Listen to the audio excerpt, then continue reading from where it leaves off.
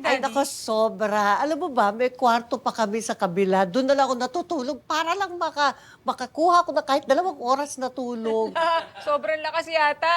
Ay, malakas. Pero alam mo naman, daddy mo yan. Ganyan talaga pag pagod na pagod. Ganun siya talaga. Ma'am Sofia, Ay, inom muna ng tea. tsaka po muna kayo. Naku, pero Ayan. salamat po. Kaso, medyo late na po. May lakad pa ako. So, kailangan ko na po muna mauna. Pero, Bobby, okay lang ba? Babalik ako ulit, kwentuhan tayo. Oo naman po, welcome po kayo dito. Naku, ma'am. Pagbabalik kayo, magdala ulit kayong pagkain, ha? Yung bilao naman. Oo. Dadabihan ko talaga para lang sa inyo. Nakakahiya! Sige. Bobby, maraming salamat sa iyo. Maraming salamat din po. Nanako, Lola. Sige ho. Ingat po kayo. Bye. Babalik Ingat ako. po. Si Bakla. Mabait naman pala si Ma'am Sophia. Oo nga, mabait pala.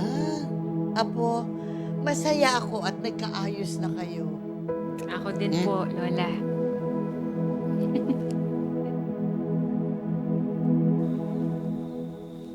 Ninyo, alis na tayo. Sabi po.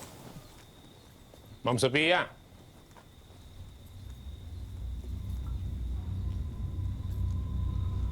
Anong ginagawa mo dito?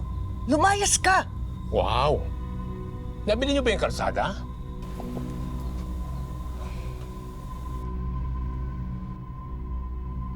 Uy, yung panyo ni Ma'am Sofia, kaya habol ko. Ay, hindi! Babi kami kami na! Ako na.